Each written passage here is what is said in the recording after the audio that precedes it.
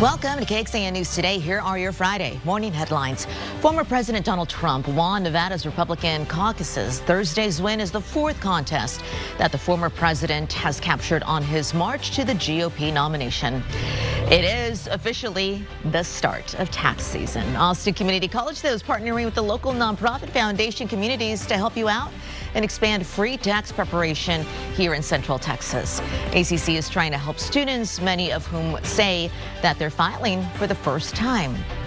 Saturday marks the start of the Lunar New Year, and Austin is ready to ring in the Year of the Dragon. Events are happening all over town this weekend, including places like Austin Beer Works and Austin Community College. For a full list of festivities, go to our website, KXAN.com. But thank you for joining us, everyone, this morning. I'm Sally Hernandez. You're waking up to a little bit of a balmy morning here on this Friday. Meteorologist Kristen Curry is going to walk you through it. Yeah, absolutely. I think our temperatures are pretty comfortable given the time of year. We should be in winter. Doesn't feel like winter, but we've got some big changes on the way. Let's begin with radar, because it's possible you find a few sprinkles out there this morning. Nothing that's going to really tie us up, but as far as what we've got in the big picture here, it's cloudy and it stays cloudy. Barons Creek Vineyards camera there in Fredericksburg not necessarily showing us a whole lot. Temperatures are in the 50s and 60s underneath those overcast skies. 55 in Burnett, 64 in Austin, 65 in Bastrop, same thing in Lockhart. Temperatures a little bit cooler, I would say, on 1 to 2 degrees on either side of where we were yesterday. So it's not a noticeable change in the morning temperatures, but I'm just saying, walking out the door this morning, you're not going to know it's February with those temperatures in the low 60s. And even this afternoon, we're getting back into the 70s, even warmer than what we felt yesterday. Low chance of rain through the day, just a couple sprinkles, spots of drizzle possible. More meaningful showers and storms on the way for the weekend. We're going to time out the rain and thunderstorm activity we have for both Saturday and Sunday. That will come with a drop in temperatures. And by drop, I'm talking about we've got 30s in the 7-day forecast. I'll show you when here in just a few minutes. What a difference. Okay, Kristen, thank you. Austin police say that they have solved a 30-year-old murder case with the help from genetic genealogy. Investigators say Burt Allen Mann was stabbed to death inside his home inside an Austin area back in 1994. APD says the attacker was also injured and then left blood DNA at the scene. After years of no matches with the DNA, APD sent the sample to a private lab last year, which found a hit. A DNA search warrant was then issued for Mann, and for the man named Kenneth Robbins, I should say, in Lubbock. Back in September, police say that he was found dead, though, a few days later after they found him dead from an apparent suicide. A forensic expert we spoke with says technology has changed a whole lot since this crime happened back in 1994. And they say popular at-home genetic tests have also provided really a wealth of DNA that agencies can now help use in cases like this one. We have people who are looking at the genealogy, the ancestry.coms, the people who are uploading their DNA and then that is being used to solve crimes as well. APD says this is the second case for the department in which this type of data has yielded the results that they needed. The Austin Police Department knew their less than lethal ammunition used in the summer 2020 protests were dangerous, and that's all according to the Travis County District Attorney's Office. The DA's office says this new information comes from an APD investigation. So the DA's office revealed that information to the Department of Justice to review the police department's actions during those protests. And KXAN Sarah Alshe takes an in-depth look at the significance of this information in a potential federal investigation. These beanbag rounds are at the center of an Austin Police Department investigation. They are the less than lethal ammunition used by APD during the May 2020 protests in downtown Austin. Hi, I need an ambulance outside of the Austin. Leaving several people injured while officers tried to control crowds. The Travis County DA's office says the investigation by APD found the department knew before the protests that the weapons used by officers could cause and had previously caused serious injury. The DA's office passed along that information to the U.S. Department of Justice's Civil Rights Division. Previously, the DA's office dropped cases against 17 officers in the protest and instead requested a DOJ pattern or practice investigation into APD's policies and procedures during the protests.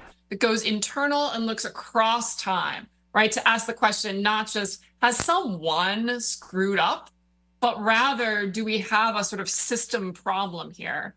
Ultimately, University of Texas law professor Jennifer Lauren says these new findings could be relevant in a DOJ investigation. Determining both whether any individual instances of violations of federal law had occurred, and also whether those instances could sort of could aggregate to something that would amount, legally speaking, to a pattern or practice. Sarah Alsheh, KXAN News. Thank you, Sarah. Going in depth here, it's not clear yet if the DOJ will in fact investigate. If it does, that law professor that you heard from said it could lead to a federal lawsuit or recommendations to the department, or even the conclusion that there was no wrongdoing. But digging deeper here, this is not the first time the Department of Justice has been asked to investigate the Austin Police Department. Back in 2007, the DOJ started looking into APD's use of force policies. And in this case, the agency concluded that APD did not violate any laws. The Department of Justice gave the department more than 100 recommendations, though, so it could change some of its protocols before closing the inquiry back in 2011. An Austin man has his car back after it was stolen and then found in a border county just west of San Antonio. Police say Randy Glenn's trunk was stolen from a Topgolf near the Domain last year and was found all the way in Kinney County. That's about 3 hours away from Austin. The Kinney County Sheriff's Office told KXAN they arrested the people who stole the truck in connection with a human trafficking case. And according to police data that we have through an open records request regarding auto theft data from all of 2022 and most of last year, suspects committed crimes like aggravated assault and deadly conduct in Austin after or during the thefts. APD says they're letting officers know what to look out for. Internally, messaging to our officers, letting them know these are the types of vehicles that are commonly targeted. Now, meanwhile, 2 stolen cars were found in Lady Bird Lake.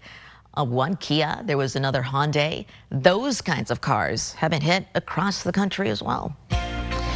New rules over robocalls coming just after fake presidential calls in New Hampshire. What the penalty is for those using AI to spam your phone. A Lake Travis ISD football player allergic to peanuts says his teammates intentionally put peanuts in his locker, while his mom says the punishment is not enough.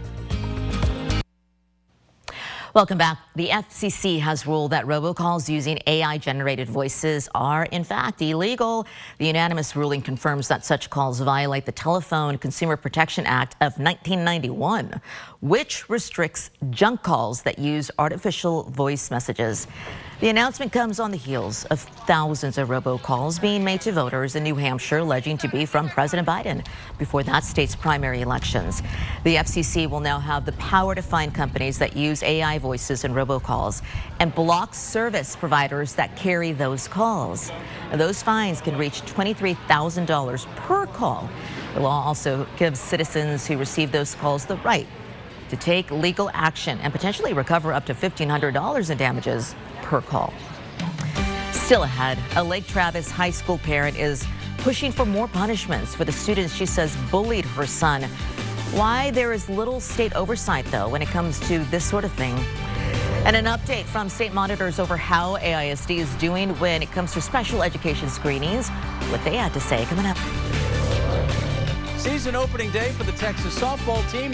They're out in California. They'll start off with some tough competition on this Friday. I've got more on that coming up. This is KXAN Sports, brought to you by Thomas J. Henry. Good morning to you. Another season starting in college sports today for the Longhorns. Texas softball team opens up. They're out in Southern California. Longhorns will take on San Diego and top 10 UCLA today and this evening. Last year, Mike White's team made it to the Super Regional. That a year after making it to the Championship Series. Now the Longhorns ready to see what this year's club can accomplish. We played a lot of scrimmages, and when the pitchers do well, it's fine. The hitters are doing bad, but really the hitters have been taking over our pitching. They've been hitting the pitching pretty well. But we're just excited to play somebody else and see where we sit. We had so many new faces, so it was a building year, and for us to still make it to Supers was great in itself. But I think the way we ended kind of just made us really hungry for this year. This year, it sounds so, I don't know, like T-ballish, but I want to have fun. I want to play loose, and because that's when I play the best. So that's my main goal, and I'm just going to keep going with that for right now because that's when I play my best, and I want to be at that level. Seems like a pretty good approach. Coincidentally, a week from today, UT baseball team opens against San Diego. Basketball tomorrow, UT men home to West Virginia. UT women no game this past week. They're on the road at TCU. Back to you. Thanks, Roger. The big game is just a few days away. And today he wants to get the party started early, so they're throwing 2 epic Super Bowl pep rallies live on the Today Show just ahead. Chiefs Kingdom and the 49er faithful super fans are going to go head-to-head in their hometowns to represent their beloved teams. Tune in to see who brings their loudest and proudest, and stay also for a preview of what to expect this Sunday. It is a Super Bowl-sized Friday coming up on the Today Show. Ooh. A little team spirit challenge. Yeah, I love it. Me too. Who are you rooting for? I don't know, Kristen. Yeah, I'm kind of in the middle right now. What about you? Yeah, same. I don't really have, any big ties to either team. Yeah. I'm on Team Usher for this one. Big expectations for this musician, guys. Yeah, he has to deliver. I have such high standards that I'm so worried. I'm like, he's got to play this. He's got to play this song and this song and this song. I know it's going to be really good and fun on the Today Show too. Stick around for that. Let me show you what's going on with your forecast here. Radar. Is going to make it look a lot more impressive than it is when it comes to these itty-bitty spots of drizzle. So kind of like yesterday, I wouldn't be surprised if you found a few raindrops on your windshield, but it's not full-blown rain like what radar is showing there. We use sometimes a composite radar to get a better idea of what's actually falling, and sometimes it handles these really light rain events difficultly. So I'll keep an eye on it. I think much better rain chances are going to be in the area tomorrow. Your temperatures, 50s and 60s. We get back to the 70s, forecast high 75 degrees, 10% chance of that little spot of drizzle finding you this morning. But once we get into the day today, I'm not expecting anything in the way of bright blue skies and sunshine. I think the clouds will definitely make themselves known today. Once we get into the overnight hours, though, here comes round 1 of 2. Tomorrow morning, starting 3, 4, 5 a.m., it's likely we're going to be tracking scattered showers and storms in the hill country. These are gradually going to spread a little closer to the Austin metro late morning into early afternoon. Then they're going to get into our eastern counties here, pretty spotty, if not even isolated, heading into the evening. So that said, tomorrow morning, the first half of the day is looking way more active, way wetter than the back end of the day. But there's another round that follows, and that's going to be late Saturday night, overnight. We're talking after midnight, into the few early morning hours on Sunday. Then that front completely clears, and we've got mainly dry skies on the tail end of Sunday. Now, new this morning, we now have a low severe weather threat for tomorrow morning storm. So this is going to be a 1 out of 5 risk for most of the area here, the only exclusion being the far northwest counties. But we're talking really everything possible: hail, gusty winds, even a brief isolated tornado. But the bottom line here is these storms don't have a whole lot of instability to work with. So most thunderstorms we see will not be severe. We're just talking maybe 1 or 2 that has just enough to drop some hail and wind, and we'll be tracking that closely tomorrow morning. Rainfall, anywhere from about a half an inch to an inch and a half. You'll notice where the high resolution models are putting down the most. Hill country, it's about time y'all were favored for some good rain. And that's exactly what I think too. I think tomorrow morning we're going to see some spots of 1, maybe even 1.5 inches of rain in the hill country, adding a little bit more by Sunday morning. So this is the event we've been waiting for. This is going to help eventually fill the lakes maybe just a little bit. It takes more than one storm to pull us out of the deficit that we're in right now. But I like what I'm seeing as far as the rainfall goes and the rainfall potential this weekend. 70s today, 60s this weekend. Cold front completely pushes through by Sunday. That means we're going to be facing a lot of wind when I see you again on Monday. Sunny skies and cooler temperatures. We're in the 30s waking up Tuesday morning, but we do get milder through the week.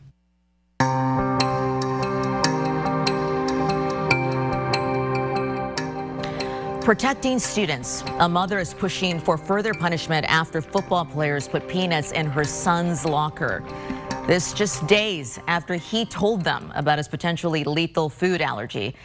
That story and dozens of other tips with bullying concerns from viewers in recent months led KXAN investigator Kelly Wiley to learn there's little state oversight of school district discipline.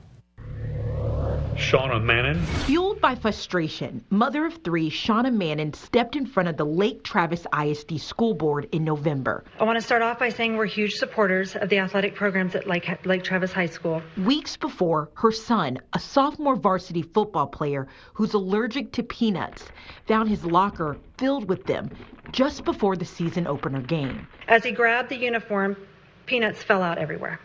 He noticed hives started to develop on his arm almost immediately. The incident unfolded just a day after she says her son's teammates questioned him, asking about his allergy to peanuts and asked if it could kill him, if it were to touch him, or would it kill him if they put them in his cleats or in his uniform. He said, yes, it absolutely could. Mannon says she didn't speak to the school board to ridicule the boys responsible, instead to address the way school leaders dealt with the incident. These boys were handed minimal consequences for their actions. Mannon says the district allowed the athletic director and head football coach, not administrators, to suspend the boys from a few games. When we asked Lake Travis ISD why, it said the district's code of conduct allowed administrators and coaches to work together to determine discipline. Just absolute disappointment. My heart kind of sank at that point because in their policy clearly states that when there's a school issue, the school handles it, and the secondary discipline comes from the extracurricular activities. Despite weeks of conversations between KXAN and district officials, Lake Travis ISD did not agree to an on-camera interview, but confirmed its police department did not press criminal charges, and the department opened a bullying investigation only after Mannon went to the school board. And it was like one thing after another. Someone put a peanut butter granola bar in his backpack while he was in the locker room, and really, we never figured out who that was. Really, yeah. It's just every day was something. Then the school district concluded its investigation, finding what happened to Mannon's son was not bullying. According to the district, it didn't fit the legal definition. In the Texas Education Code, bullying is defined as an act or pattern of acts that physically harms a student or materially and substantially disrupts the educational process. I call it bullying. I don't know what else to call it. Okay, first of all, if it's not bullying, then what is it? For years, State Senator Jose Menendez has successfully passed legislation giving districts more power to handle bullying in schools. But Menendez says he still hears concern from parents. They feel that the schools aren't taking it very seriously, that not enough is happening, that maybe they report it, maybe the report gets created, but they don't see the discipline in some cases. KXAN found since 2021, the Texas Education Agency has received more than 500 complaints of bullying in Texas school districts. But the TEA sent the majority of those back to local school districts for the grievance process to resolve. Data shows at least 13 resulted in the state ordering districts to make changes. In a statement, the Texas Education Agency said it does not guide districts on how to handle discipline regarding bullying. No state law gives TEA that authority. We're in that period of time where we need to turn in potential interim requests to the government for interim studies. I mean, obviously, I would like to see, thanks to this and others, what are we doing as a state to focus on creating a safe environment? What does a safe environment mean? Manin says she's filed a complaint with the Federal Office of Civil Rights. She's also filed a grievance with the district. She and her attorney argue the district did not follow its own policy when it allowed the athletic director to determine punishment. I'm hopeful right now. I feel like I'm really hopeful that they're going to do the right thing. Across the country, some states go beyond what Texas has implemented to prevent bullying. Several acknowledge bullying can include, but is not limited to, acts based on characteristics, race and sexuality, for example. Texas law does not specify protected groups. Several states also require school districts to review their bullying policies on a cycle. New Jersey has one of the strongest bullying laws in the country. It requires school districts to review their policies annually with experts. Texas does not. But when we presented Senator Menendez with those options, he said he does like that idea of a regular review and could include it in his request for the legislature to study ahead of next session. Kelly Wiley, KXAN Investigates. We've been keeping up with the case featured in Kelly's story right there, and that mother tells us her son had hives on his body, but he was able to wash his hands before anything got into his eyes or mouth, and he did not need medical attention. TEA did review this incident and said it found the district did not violate Texas law or policy. Online now, a closer look at that case, the complaint data in this report, and how other states are tackling bullying. It's in this story in the Investigate section of KXAN. For those listening on the KXAN Today podcast, welcome everyone. Thanks for joining us. Here's what else we're tracking for you in the 5 o'clock hour. A special counsel has declined to prosecute President Biden over his handling of classified documents when he was vice president.